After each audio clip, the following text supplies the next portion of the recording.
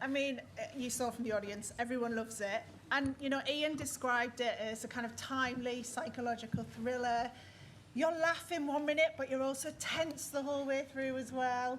And it's kind of got that vibe of like, you know, we've done so much for progress and that's all slipping away. Is that how you feel then? Is that why you wanted to write it? It is. It's absolutely what drove me to do it completely. I literally went home and had to write this. It came pouring out of me. And then me and Nicola went to Channel 4 with it because I think it's an emergency. I think it's a crisis. I think we're in the middle of it. It's happening day after day. And it's anyone. Everyone's being weaponized against. You could make a Jewish version of this drama. You could make a disabled version of this drama. Women could make this drama. Actually, straight white men could make this drama feeling marginalized. It's the temperature of the dialogue and the argument and the pitch, the fever pitch of it, all driven by our phones. That's alarming me greatly. So I wrote that. Yeah.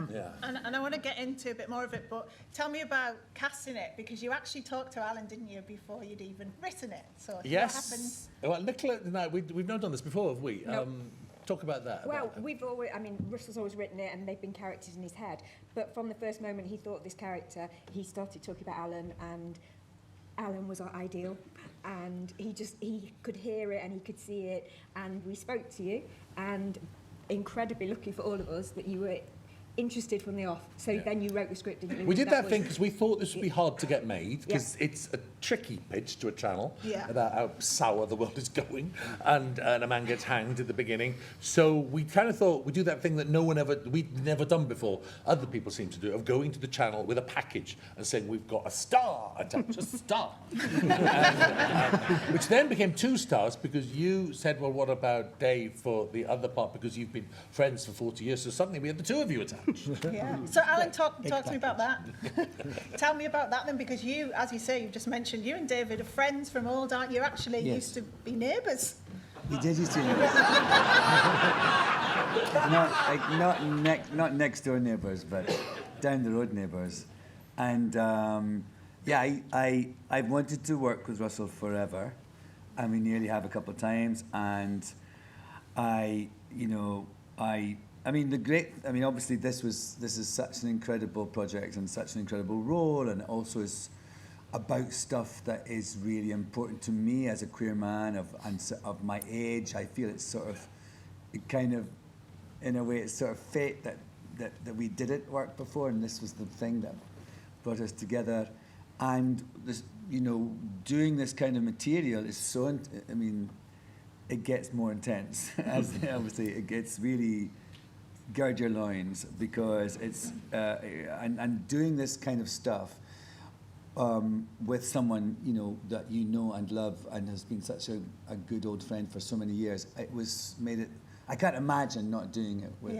I can't imagine doing it without Dave. It made it easier, and both of us were able to go deeper because we trusted each other so much. Yeah, so it was a kind of incredible stroke of luck that it ended up this way. David, did he ever turn up in your house in his pants? No, he didn't. That was in my house in my pants. Yeah. No, we did. We lived across the road from each other, and had been friends for a long time. But as Alan said, that just helped very early on, before we even sort of got to the read-through and stuff. We just spoke to each other and said, we're going to have to look after each other. What was great about the production was that not only did we look after each other, but the production looked after everybody in it.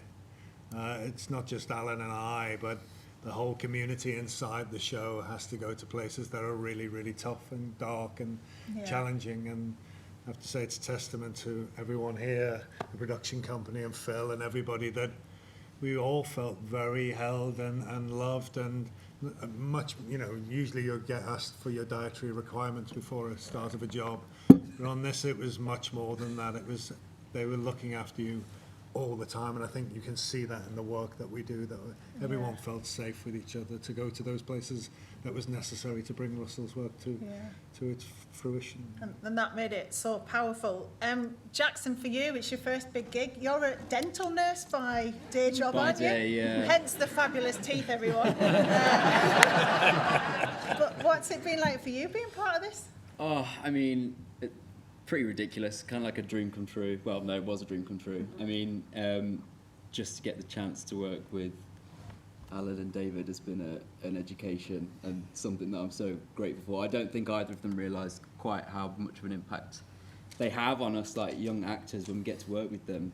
And it is an education, and I'm so grateful for it. And to Russell and Peter and Nicola and Phil, everybody has just been so insanely amazing. We've all felt so supported on the show, and it's just been such a wild ride. And you smashed it. My God, you were brilliant.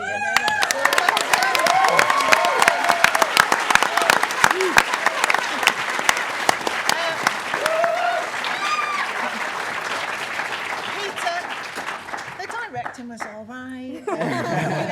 I mean, Peter, what a show. Yeah, what a show to work on. What was it like for you then, getting the script? I know you guys have worked together before on some of the other brilliant masterpieces by Russell. So what was this one like?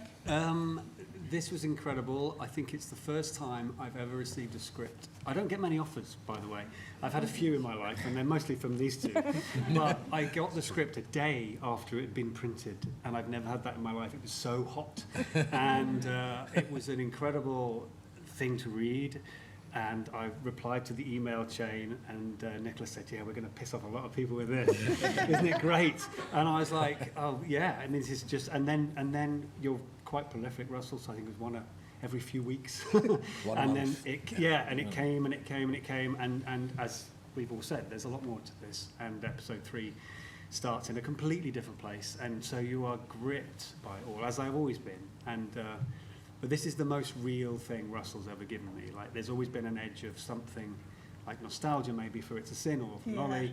This came at you with a punch, and so it was making that come across. Really. Yeah, and you mentioned there about pissing people off. I think the thing watching this is everyone, at some point someone will agree with something, because you cover every political issue going, don't you? I tried to write a list at one point. But like, even things like the rise in national insurance contributions of employees. Keeps me awake. Can't sleep. Like, you cover so... Is this you getting all your beef out? It kind of is. I mean, really, I just want to write a 5-part drama about Benny from the brewery. That's Stephen Bailey there, who's coming in, just being devastated. But that's one thing I want to write about, how fucking sex-obsessed gay men can be, and filthy and disgusting, and they walk in and they just flinch sometimes from the things they say, and he just delivers that so beautifully. So yes, it's like, if there's a hobby horse, I'll ride it and on there. But it's nice to set something in today, now, where everything is triggering, and it diffuses some things as well, I think. But yeah, there's a million targets. Nicola, I wanted to ask you as well about the location. Obviously, being Manchester, you've done lots of great dramas from that area, but it really feels like Manchester's a character in this, you know, and this sense of, you know, it's called the home turf, Canal Street, and it's a great sign of progress, but scratched beneath the surface, and it's full of microaggressions and everything else. So how important was location in this, do you think? Oh, yeah, absolutely. But Russell knows Canal Street well. Does he now? From his research. And obviously we've shot there before, and we've shot there twice before, and it felt so good going back, and we were very welcomed, and you know, it was an interesting difference between Queer as Folk, no one really knew what we were doing, and there was a lot of watching us and making sure that, you know, we weren't doing anything that would upset too many people, which obviously we did. But then by now I think they're relaxed and they understand what Russell's trying to do, and they just opened up the whole street, really, didn't they? Totally. It was straightforward to shoot there in the end. Churchill's, who took us in for Spit and Polish, could not have been better, so I want to thank them a lot. Open Arms and Jackie Love, who was Miss Dixie, who works there. It was just a triumph, a wonderful person to work with, to be close by, and just, you know, the street was oozing out at us all the time. It was a wonderful experience. It's actually quite a lot of fun. We did have quite a lot of fun. Yeah. I have to be honest. It was trying and tormenting sometimes, but it was a wonderful crew cast, so we had a great time. Yeah, and Alan, your character Leo, it feels like he kind of embodies the change in that, you know, he's hitting 60, he's lost his partner to a woman, and has had all this political fight in him and everything else. But do you feel like there are a lot of Leos out there? Like, it's a character that lots of people relate to in terms of the change they've had to deal with? I think, you know, in my lifetime and Leo's lifetime, there have been such huge amounts of change and turmoil for queer people.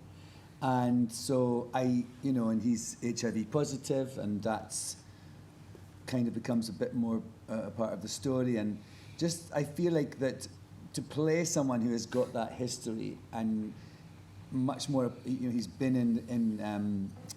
in Canal Street for all those decades, and he's seen all these changes. He's like this sort of chronicler of this thing, and yet at the core of it, he's kind of a bit of a damaged, vulnerable, messed up person too. Who's hitting a sort of time in his life that's new to him as well. So it was a great character to play. Yeah. I mean, it was.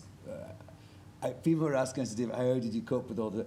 I basically lived like a monk in Manchester. I thought I was like, ooh, months and months and months in Manchester. I'm going to have such a good time. I'm going to be out. I hardly went out. Is that because the character was Yes, so draining? because it was just, I mean, that's so unlike me. I would say that's not my usual. And I just felt so, I needed to sort of have some time to myself. Yeah. It was really a lot. But also even, I wanted to address what Jackson said about like working with Dave and I.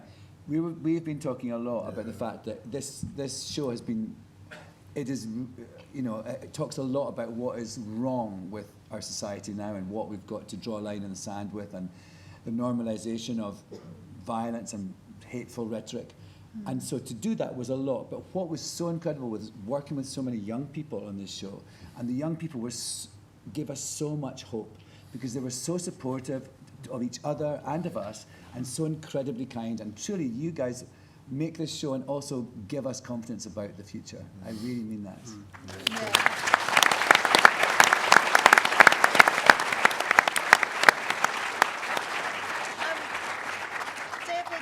Your character Clive is probably the most complex. Outwardly has this kind of veneer of the kind of heteronormative life of a wife and 2 kids and a job, but then you start to realise there's a darkness there, there's a loneliness, there's the, being seduced by populism. What's your take on the character Clive? Well, I think it's interesting at the end of the first episode where everyone's knocking one out apart from Clive.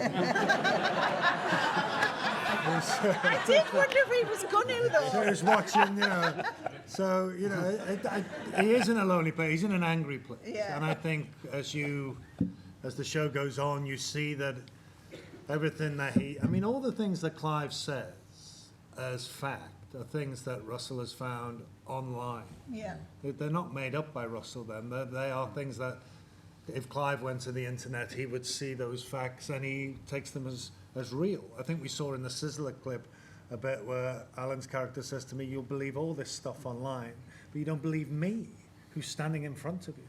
And I think that's part of what happens to Clive, is he'll rather believe these reinforced values by keyboard warriors who he doesn't see, who's out there somewhere in the darkness, than the evidence of the person who's standing in front of them.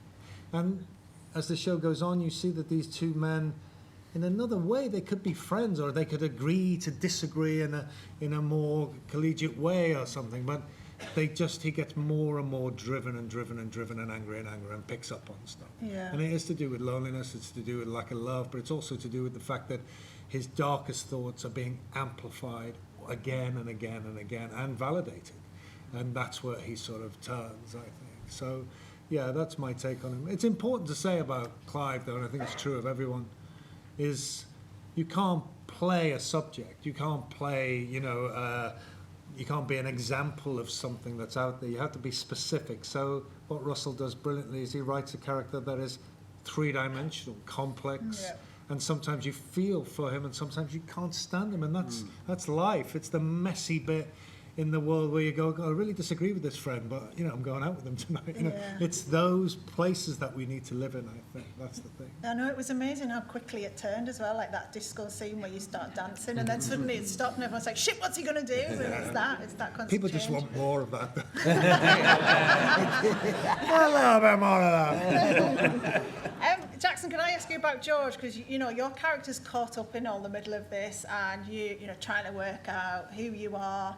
And the assumption for a lot of people these days is, it's easy to come out, it's applauded, and your character very much shows that isn't the case. What did that feel like for you? I think when I was prepping for the character, looking back at my own life, going through school at that age, And the pressures on me then, very similar to the pressures that are on George now. I mean, social media, I think, plays a huge role in how teenagers see themselves.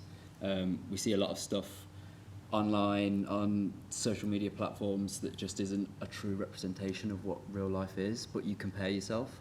I very much did it when I was a teenager, I still do it now. George definitely is doing that. So he's got all of this kind of insecurity coming from so many different places, not just inside his house, from, you know, this kind of dysfunctional family that he lives in, but also from online, from school. So he's got all this pressure coming onto him.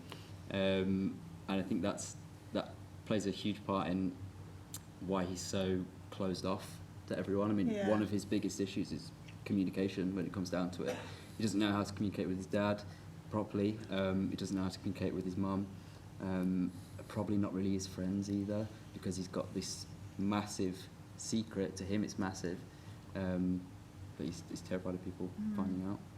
It's interesting, Nicola, how then Canal Street becomes the kind of refuge, and it just shows you how much things have changed, because it might have been your neighbours in the past who would have been the place that you'd got refuge from, because they'd have a similar life to you, and it highlights, doesn't it, that that's changed too, where you get community from. Is that what you were trying to do with this? Yeah, community was really important, and we talked about chosen family as opposed to given family, and how spit and polish and that world on Canal Street has to feel like these guys' family, because there's speeches that Leo makes later on when he talks about other young boys who've passed through the bar, and it kind of breaks your heart because they've got nowhere else to go, and they've been welcomed into that bar and they've been looked after as far as they can, but you know, Leo's not their dad, and so their troubles kind of come with them. But the idea that there is somewhere that they can get some respite and friends and have fun, I think is really important to us. Yeah, we've probably got time for 2 audience questions because we've run over a bit.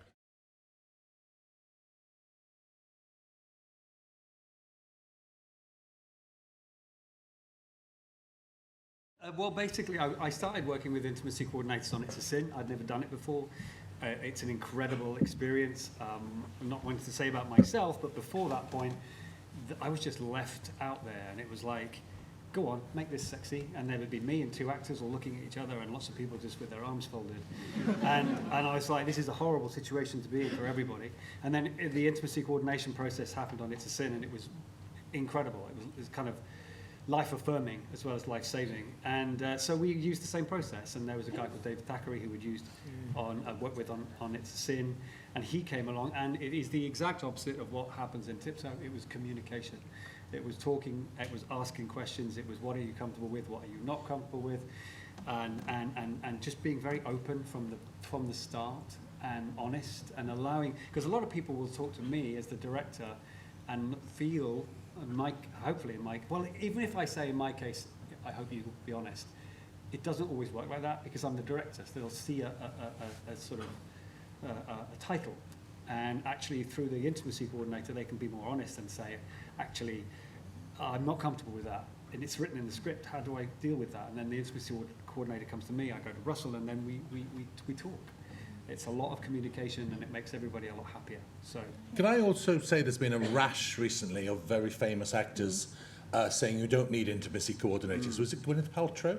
They are disgraceful human beings. They have so much power and so much privilege, and they have no idea what it is like to be a jobbing actor with no power on a set. Shame on them.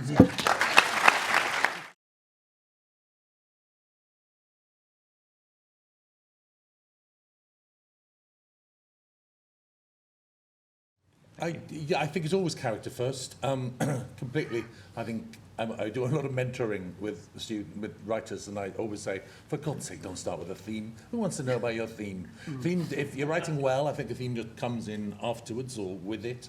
But I think it's about character completely, and I think I've been very lucky in my position. I keep getting to write about specifically gay men, particularly. I'm trying to widen my brief. There's a wider brief in this than there normally is, but I like to think I'm very critical of them. I think there's some danger in some of our conversations here that Leo's the hero and Clive's not. And actually, it's worth saying that in episode 3, expands massively into Clive's life. Episode 3 does a complete double take, and we start with Clive, and we see all these events from Clive's point of view, and Clive's history, and where he's come from, and why he's like he is. And at the same time, and I think, like with Benny from the Brewery, like it, the way that Leo can over-sexualize things and be glib and interfere too much. I think, as with people like Stuart and Queer as Folk, people hated Stuart, and I love Stuart, but he was not a likeable character. I think likeable is the least interesting thing you can say about a character. That's the last on the list of adjectives, and there's a lot more interesting things to say about all sorts of queer characters here. So, I'm just horrible, really. I just keep finding fault. Is it true when you were writing Clive, though, you didn't write him as sexy, and then David came along?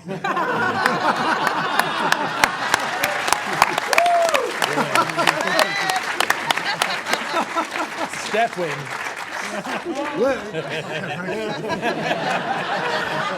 Unfortunately, that's all we've got time for. Thank you so much.